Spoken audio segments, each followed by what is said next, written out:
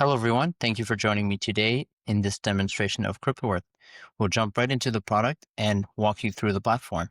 The first thing you want to set up is your organization users. So if you head over to the icon at the bottom left of your screen and go to organization, you'll be able to set up your admins and normal access users. Admins can see every entity that you create, and normal access users cannot see any entity unless an admin gives them explicit access. You'll probably start off with no entities in the beginning when you're creating your account for the first time. So when you are ready to create your first entity, all you do is click on Create Entity on the top of your screen and go ahead and name your entity. So you can name your entity, let's say Company A in this example, select your reporting currency. So this should be the reporting currency of your jurisdiction, or even more so importantly, the same currency of your accounting software if you're connecting Cryptoworth to another system like Xero, NetSuite, etc.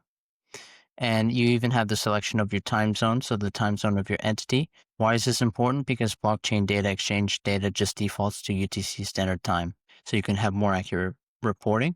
And then you can also check on setting up your calculation method. So when you're setting up your entity, you're also pre-selecting your calculation mode. So any of these accounting methodologies, which you can change after the fact, after creating your entity if you need to.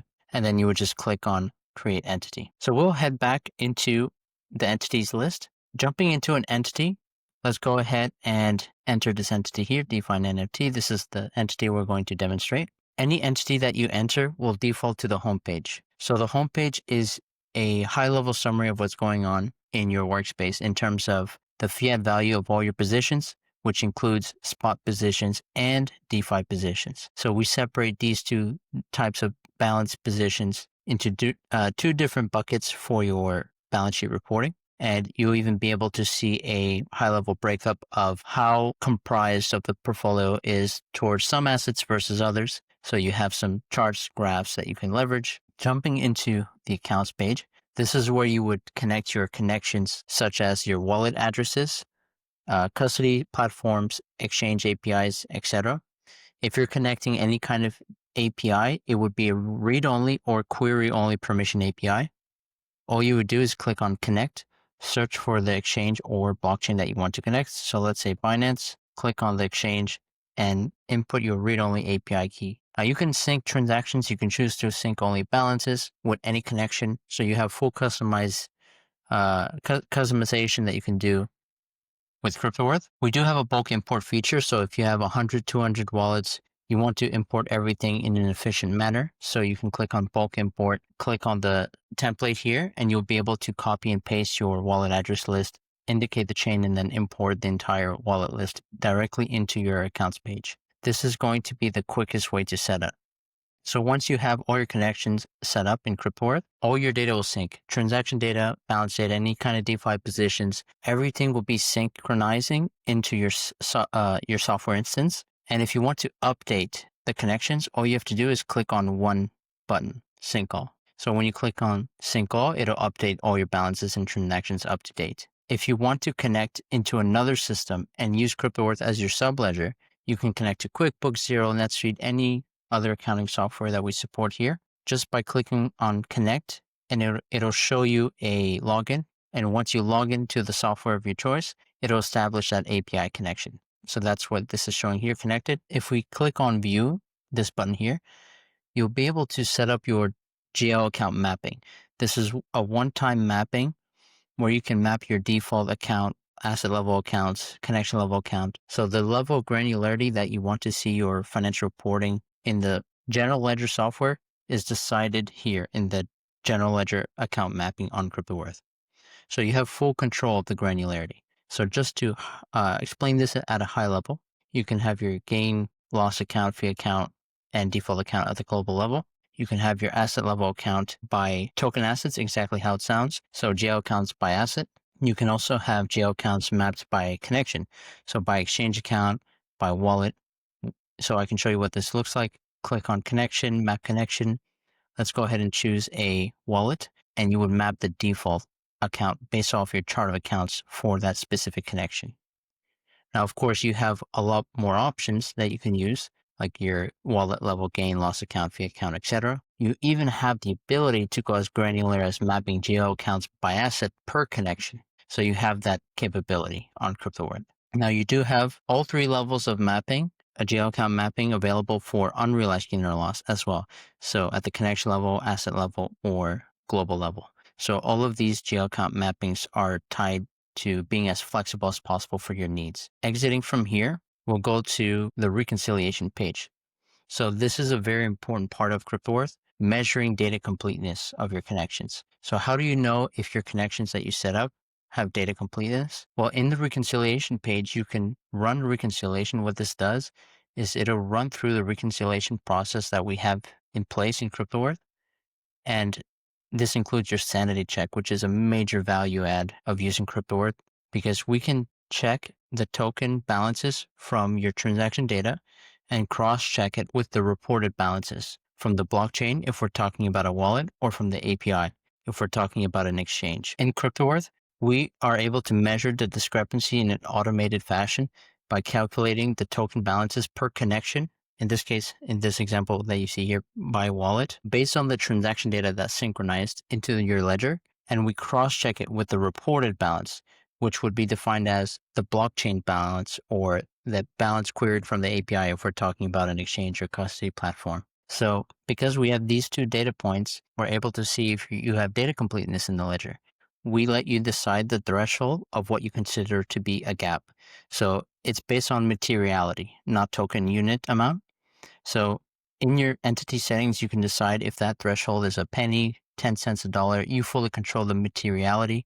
So if it's under that threshold, our system will consider that account or connection as reconciled. Heading to the transactions page, this is where your ledger takes place in Cryptoworth. This is where the bookkeeping will happen, categorization of transactions, classification of transactions. Before you even set up your chart of accounts to categorize your transactions with, there's a ton of automations that are happening right out of the box. So for example, our system is automatically reading the blockchains and exchanges that you have connected to Cryptoworth to not only make the ledger more readable by tagging these types of transactions like staking rewards, fees, deposits, withdrawals, trades, derivatives, etc., NFTs as well. It not only makes the ledger more readable, it also makes it more capable of leveraging automation rules to automatically classify your transactions with. So this is what exactly is showing here. So staking rewards, gas fees, these are being automatically classified in Cryptoworth using the transaction tag. And we'll go into this in just a moment. Another automation that Cryptoworth does is it will automatically ignore any transaction from the blockchain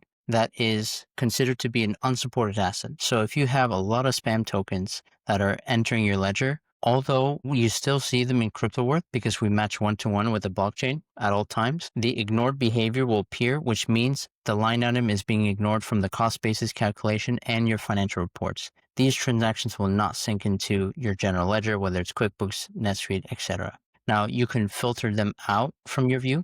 We have a lot of comprehensive filters that you can leverage. So I can say supported assets only, and voila, now we can see the transactions that we care about. Initially, these transactions will synchronize from your data sources to your ledger without any financial figures. Calculating cost basis, proceeds, and capital gain or loss is our second major automation that we offer at Cryptoworth. So this is done with the click of a button. So all you would have to do is click on the blue calculate button on the top right of your screen. What does calculate insinuate? Well, if you click on the configuration wheel here, it'll tell you all the details. So my calculation is set to FIFO. So you have all of these accounting methodologies that you can work with. And I have my FIFO calculation set to per connection. So account-based FIFO. You can move it to universal level if you want to do universal method. So you fully control how your calculation for your cost basis works in Cryptoworth. Because of this, we're able to serve pretty much any jurisdiction because you can modify the cost basis calculation to fit within the reporting guidelines of your jurisdiction. Clicking that calculate button will generate the financial figures per line item. So your costs, proceeds, capital gain or loss as well. So if you have any capital gain or loss, you'll see that in the details of your transaction. And not only that, but the cost basis calculation upon completion generates your financial reports. So heading to the reports page, we generate over 30 financial reports turnkey in Cryptoworth that you can leverage before you even decide to bridge this data into another ERP. So you can actually use Cryptoworth as your general ledger software, or you can use Cryptoworth as your subledger. So depending on how you navigate the reports page might change the way you do things depending on that strategy. So when you run that cost basis calculation, it automatically generates all the financial reports within your crypto calculation group. And we'll go over a few of the user favorites. So for example, main calculation, this goes over your high level financials for the end period of your choosing. So for example, here I ran a calculation as of July 1st, 2025, and you can see all the cost basis, proceeds, realized gain or loss for this period. So moving down, you can see the breakdown by asset. So you have all these granular financials, and you can export all of this information. We have a ton of different financial reports that you can export for your records. Moving on to another favorite of our clients is the unrealized gain loss report. This is a favorite because you can run the cost basis calculation as of any end period and see your ending period inventory either by asset or by connection. So you can even see the per asset per connection view of your unrealized gain or loss and ending period inventory.